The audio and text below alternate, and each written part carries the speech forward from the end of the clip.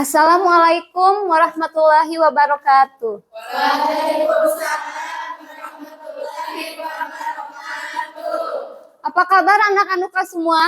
Alhamdulillah, luar biasa, Allahu Akbar.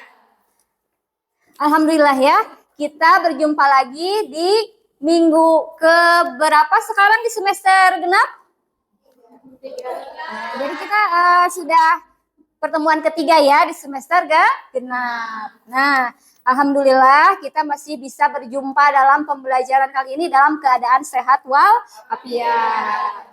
Bagaimana, apakah hari ini ada yang tidak masuk sekolah? Siapa yang tidak masuk sekolah? Rahma, kenapa? Rahma sama siapa lagi?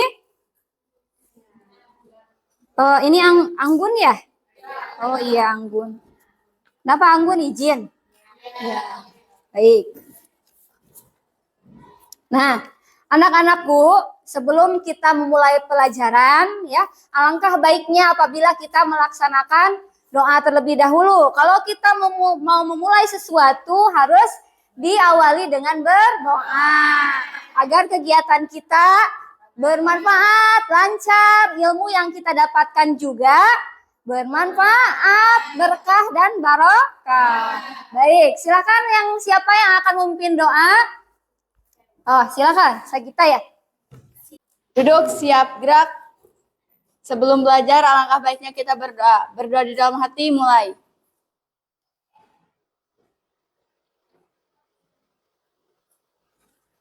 Selesai.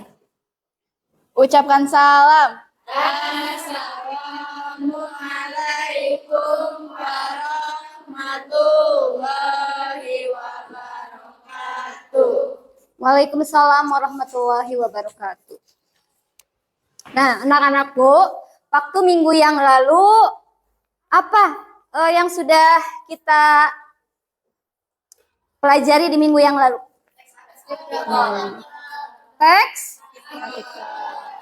Teks artikel. Tentang apa kemarin? Tentang kebahasaan. Apa saja? Ada apa saja? Ya, kemudian? Ya, kemudian? Tuh ya. Nah, sekarang Ibu mau bertanya kepada kalian. Apa manfaat kita belajar artikel? Mengetahui informasi. Apa? Mengetahui informasi. Ya, bagus ya. Apalagi selain mengetahui informasi, manfaat kita mempelajari teks artikel. Ya, bagus. Menambah wawasan. Ya, ada lagi? Bagus. Kita akan banyak menemukan fakta. Nah, kaitannya materi minggu lalu dengan minggu ini, karena minggu yang lalu kalian sudah belajar atau kita sudah membahas tentang bahasa teks artikel. Sekarang di pertemuan kali ini kita akan membahas tentang struktur teks artikel, kemudian kita akan menulis teks artikel. Ya. Nah, apa kira-kira manfaat kita mempelajari, manfaat kita menulis teks artikel? Terus dikasih tahu orang itu jadi tahu kalau misalkan pendapat kita meneliti tentang suatu kejadian atau peristiwa. Ya, bagus ya. Itu salah satu manfaat menulis teks artikel. Nah, itu manfaatnya. Nah, tujuan pembelajaran kita hari ini yang pertama mempelajari langkah-langkah menulis teks artikel yang baik dan sistematis. Kemudian menyusun kerangka teks artikel sesuai fakta, menulis teks artikel dengan memperhatikan fakta dan kebahasaan yang ditulis pada aplikasi Canva. Nah, silakan. Dari tujuan pembelajaran ini, kira-kira ada yang mau ditanyakan? Saya, Bu. Kenapa disebut fakta dalam kebahasaan? Bukannya fakta sudah termasuk ke dalam teks kebahasaan? Yang poin ketiga mungkin ya? Iya. Menulis teks artikel dengan memperhatikan fakta dan kebahasaan. Yang ditanyakannya, kenapa Bu ada kata fakta lagi? Bukankah fakta itu sudah termasuk ke dalam unsur kebahasaan begitu? Ya. Baik, begini anak-anak. Fakta di sini artinya saat kalian mencari literatur atau kalimat-kalimat yang fakta, ya kan biasanya kita searching di internet atau di buku, betul? Nah, di situ kita harus bisa mencantumkan kalimat tersebut atau pernyataan tersebut berdasarkan siapa, ya pernyataan siapa, atau diambil dari artikel apa, penciptanya siapa, tahun berapa, kalau dalam buku misalkan, buku apa, tahun berapa, judulnya, ya penerbit misalkan. Nah itu yang disebut dengan fakta. Jadi dicantumkan, mungkin kalian lebih kenanya ke daftar pustaka ya. Nah itu, daftar pustaka itu sebenarnya fakta dari apa-apa yang sudah kalian di awal dijelaskan, bahwa kalian memaparkan hal tersebut berdasarkan kajian literatur, ya, dari hasil baca artikel atau internet, atau dari sumber-sumber terpercaya. Itu maksud fakta di sana, ya. Jadi saat menentukan ide yang ada di sekitar kita saja ya, supaya kita tidak apa gitu. Jadi yang dekat dengan dunia sehari-hari kita. Ya. Sebentar Ibu akan tayangkan mengenai ini struktur teks artikel. lagi dengan Bu Cicu, kita akan belajar mengenai menulis teks artikel pada bahasa Indonesia kelas 12 di semester 2. Nah, yang pertama kita akan belajar mengenai pengertian teks artikel. Teks artikel adalah teks yang berisi fakta dan opini yang dipublikasikan di media cetak maupun media elektronik. Struktur dalam teks artikel yang pertama adalah pernyataan pendapat, yaitu berisi uraian faktual yang akan dibahas. Kemudian yang kedua adalah argumentasi, berisi permasalahan yang akan dibahas secara faktual dan informatif. Dan yang ketiga adalah pernyataan ulang yang berisi bahasan simpulan dalam sebuah teks artikel. Berikut yaitu jenis-jenis artikel. Yang pertama adalah artikel analisis ahli, yaitu berupa laporan hasil penelitian. Yang kedua adalah artikel opini, yaitu membahas permasalahan secara mendalam. Yang ketiga, artikel umum, yang berisi masalah umum tetapi informatif. Dan yang keempat adalah artikel praktis, yang berisi petunjuk cara memperbaiki dan mengoperasikan sesuatu. Berikut adalah langkah-langkah dalam menulis teks artikel. Yang pertama, menentukan topik dan tema. Kedua, menentukan judul. Ketiga, merumuskan ide dan gagasan. Keempat, menentukan tujuan penulisan. Kelima, menyusun dan mengembangkan kerangka artikel. Keenam, mengumpulkan bahan. Ketujuh, menuliskan ke dalam artikel utuh. Dan yang terakhir, jangan lupa merevisi pada struktur kebahasaannya ya. Setelah itu, kita akan belajar bagaimana cara menentukan kerangka artikel. Yang pertama adalah pencarian ide. Yang kedua adalah penentuan ide pokok dengan mencantumkan poin-poin dalam bentuk paragrafnya. Dan yang ketiga adalah mengembangkan kerangka, yaitu dengan menjabarkan setiap ide pokok, mengembangkan sesuai literatur, dan merevisi teks artikel sesuai dengan EWD. Nah, ini adalah salah satu contoh teks artikel yang bertema kesehatan. Sekian dari Ibu, semoga bermanfaat untuk menulis sebuah teks artikel. Wassalamualaikum warahmatullahi wabarakatuh. Itu ya tentang materi teks artikel. Nah, sekarang kalau misalkan bagaimana itunya alurnya sudah bisa dipahami bagaimana kita proyek kita kali ini? Ya. Jadi kita akan apa? Membuat teks artikel. Betul ya. Membuat teks artikel, kalian boleh menentukan temanya sesuai dengan kesepakatan kelompok ya. Temanya bisa tentang kesehatan, pendidikan, misalkan sosial atau ekonomi ya. Itu bebas. Kalian tentukan dengan kelompok ya. Ini ya, gue bagi dulu. Silahkan.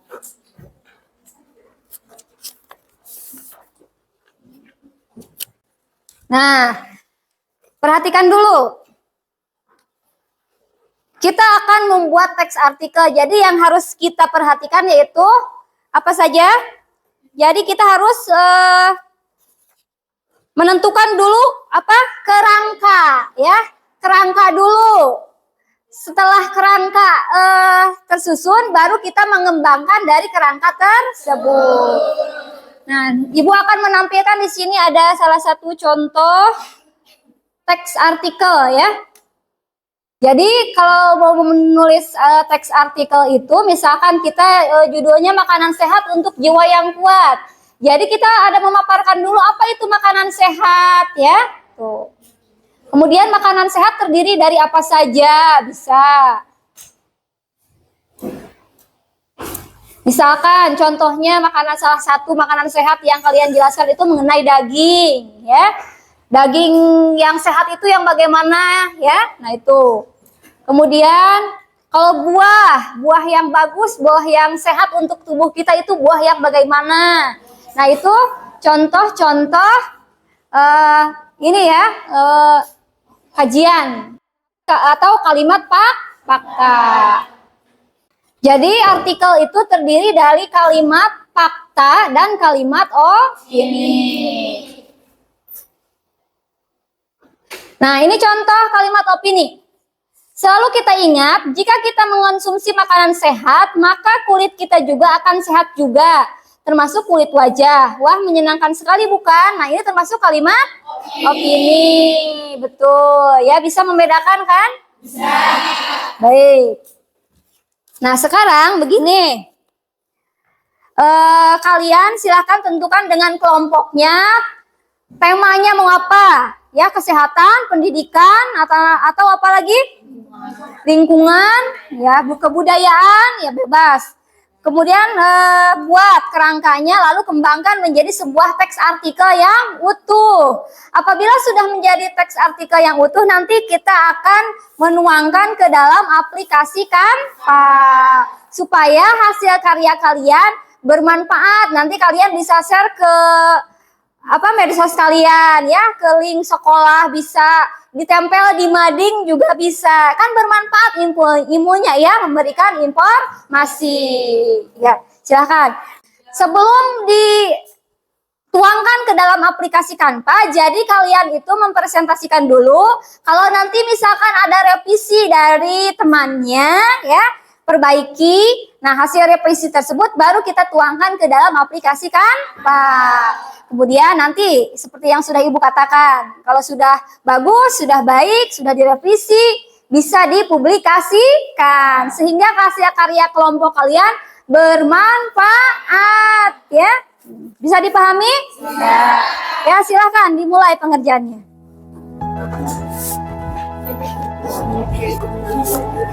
Ya.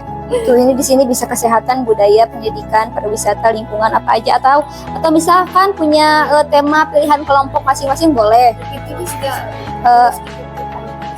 Ya misalkan ini temanya apa di sini. Kalau nama kelompok coba di sini.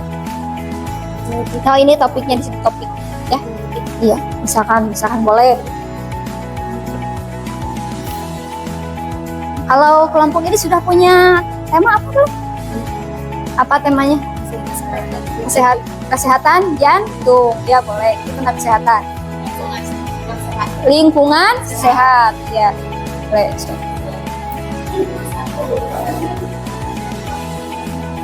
Ada yang mau ditanyakan, apa ada kesulitan tidak? Ada kesulitan tidak? Ini yang pernyataan kayak Ya, jadi ini kan kerangka struktur artikel. Misalkan ini lingkungan sehat. Jadi lingkungan sehat itu yang bagaimana? Misalkan ini mah baru topik contoh begini. Ini contoh ya, contoh kesehatan mata. Berarti di sini mata itu apa? Nah, yang kedua, bagaimana cara menjaga kesehatan mata? Atau misalkan yang ketiga, makanan apa yang bisa membuat mata sehat? Nah, itu ditulis. Nah, nanti ini dikembangkannya di sini. Makanan apa saja yang bisa membuat mata sehat? Ya, ya ini hasil pengembangan dari kerangka. Ya, ya sama-sama. Bagaimana kelompok ini temanya tentang apa? Kesehatan lambung. Ya boleh. Jadi lambung itu apa ya? Kemudian apa lagi?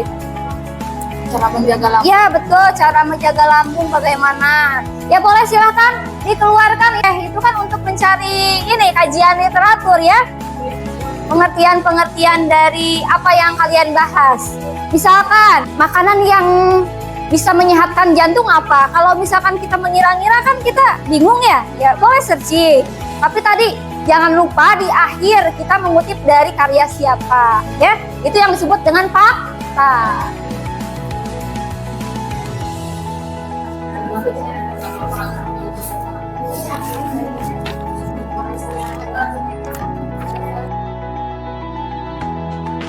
Dan bertanya, Bu, bertanya Bu. kan kata Ibu tadi teks artikel itu harus baik dan sistematis. Maksudnya dari sistematis itu gimana? Baik dan sistematis itu seperti ada awal pendahuluan ya, kemudian ada bagian isi dan penutup. Nah, di bagian penutup itu tentang apa? Tadi ada kesimpulan dan penegasan ulang. Gitu ya. Maksudnya sistematis. Jadi sistematis itu sesuai struktur bagian-bagian teks ya.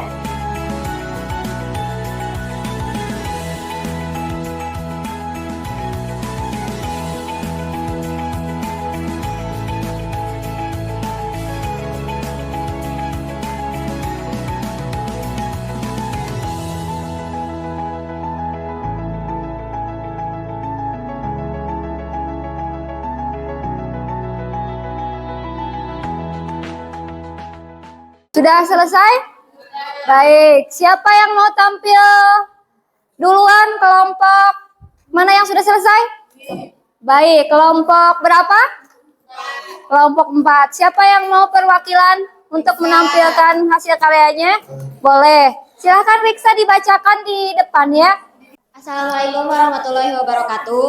Waalaikumsalam warahmatullahi wabarakatuh. Kenalkan, saya Riksa. Saya di sini sebagai perwakilan dari kelompok 4. Saya akan menjelaskan artikel yang kita bikin bersama-sama tadi. Nah, untuk topik yang kita pilih dalam membuat artikel kali ini adalah teknologi atau internet. Untuk judulnya yaitu bahaya media sosial bagi para remaja. Kenapa kita pilih topik yang ini? Soalnya kan Ibu tadi sudah bilang katanya kalau misalkan nyari pembahasan topiknya itu cukup yang ada di sehari-hari gitu ya, benar-benar yang dekat dengan dunia kita. Ya, bisa dilihat kan kita, terutama kita jurusan multimedia nih, di mana multimedia ngebahas tentang teknologi internet, lagi apalagi kita juga pasti sering lah main media sosial, makanya internet yang aku pilih itu media sosial. Di sini aku mau langsung baca artikelnya.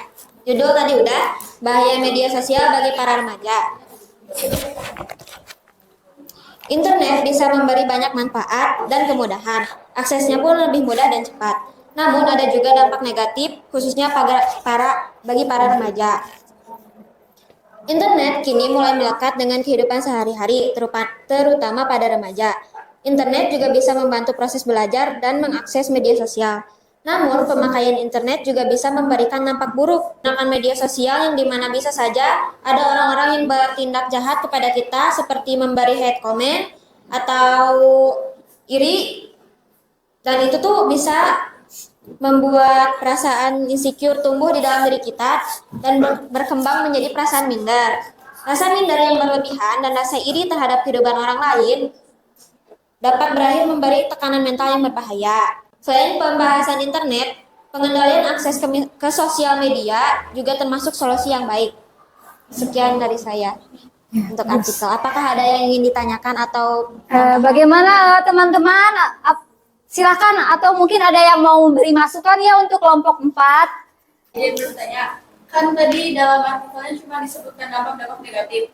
Tapi kan sebagian besar juga artikel di internet juga menampilkan dampak positifnya. Karena kan kan sekarang zaman sudah semakin canggih. Jadi kan penggunaan internet harus semakin dimajukan kembali agar tidak ada ketertinggalan. Kenapa itu nggak dimasukkan? kan di sini aku judulnya juga bahaya media sosial bagi remaja. Aku juga di sini ada bawa dampak bagusnya kok kayak dapat apa sih membantu dalam proses pembelajaran sama membantu memberi informasi dengan lebih cepat itu. Tapi mungkin emang bisa dibahas lebih di artikel lain gitu. Soalnya kan di sini temanya aja sama judulnya tuh bahayanya.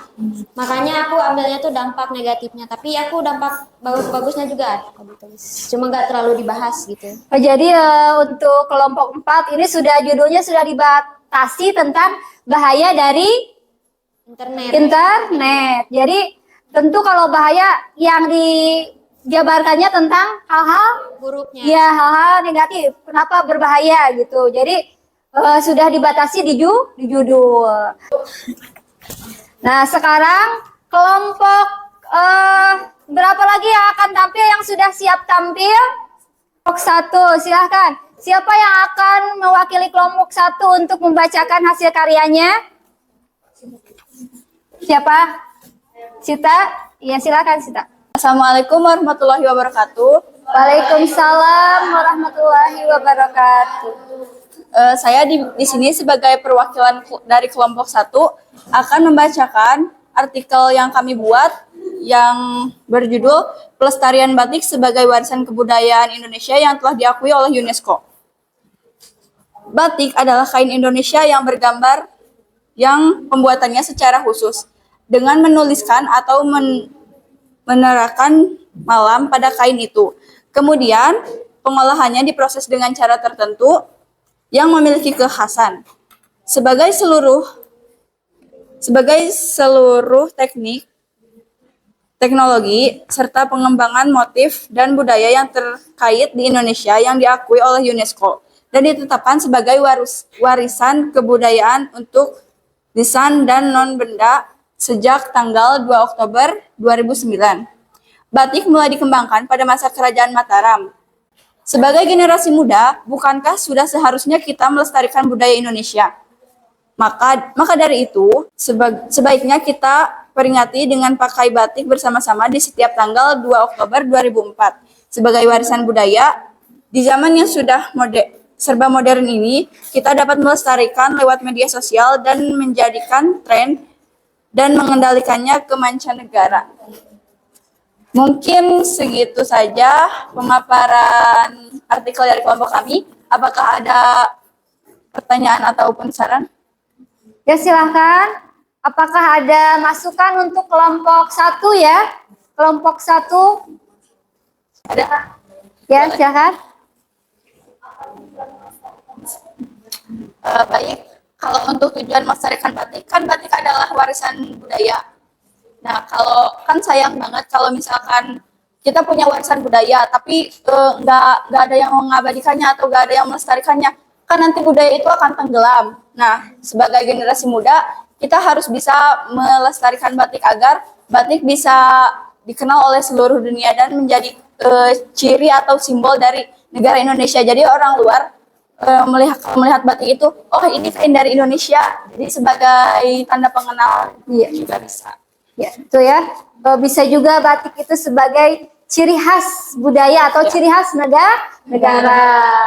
Nah, barusan sudah ada beberapa kelompok yang tampil dan sudah ada masukan ya, baik dari temannya, baik dari ibu misalkan. Nah, hasil revisi tersebut atau hasil masukan dari teman kalian tersebut silahkan direvisi artikelnya. Nah, sekarang kalian akan menuangkan teks artikel yang tadi sudah dirancang, dibuat ke dalam aplikasi Canva.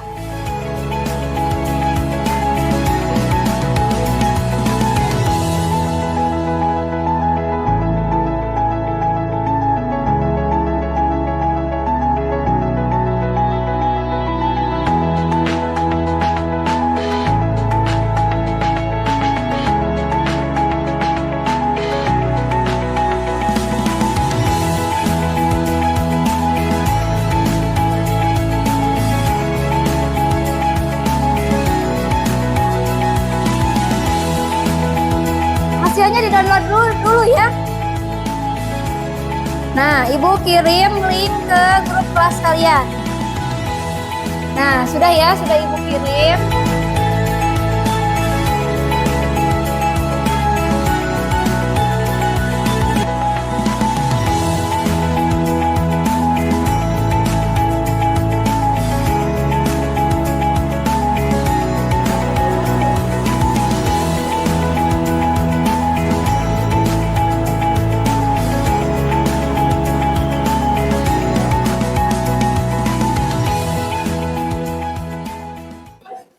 Baik anak-anak, barusan kalian sudah mempresentasikan hasil kerjanya tiap kelompok dan sudah menuangkannya ke dalam aplikasi Canva dan mengirimkannya ke Google Form yang sudah Ibu kirim di WA Group ya.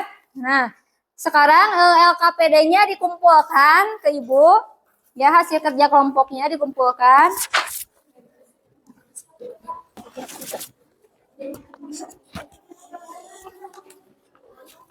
Ya, sudah? Nah, alhamdulillah pembelajaran kali ini sudah selesai. Sekarang Ibu mau bertanya dulu. Apa kalian suka dengan pelajaran kali ini? Suka. Kenapa merasa suka? Karena seru. Apa serunya? Apa serunya? Ya, bisa mengetahui apa? Betul. Selain itu apa lagi? Bisa membuat artikel yang baik ya. Kemudian apa lagi? Materinya menarik. Kemudian apa kendala kalian pada pembelajaran kali ini? Tidak ada kuota. Tidak ada kuota. Jaringan internetnya tidak stabil. Oh iya, baik. Nah, untuk pembelajaran kali ini dicukupkan sampai di sini ya. Mudah-mudahan apa yang sudah kita pelajari hari ini bermanfaat untuk kedepannya ya. Kemudian kalian juga diberikan kesehatan. Semoga kita berjumpa lagi di pertemuan yang akan datang ya. Baik. Sebelum menutup kegiatan, kita akan berdoa terlebih dahulu. Duduk, siap, gerak. Sebelum pulang, alangkah baiknya kita berdoa. Berdoa di dalam hati, mulai.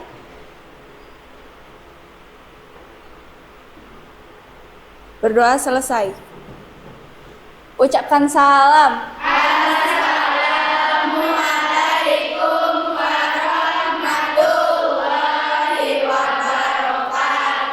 Waalaikumsalam warahmatullahi wabarakatuh. Terima kasih anak-anak.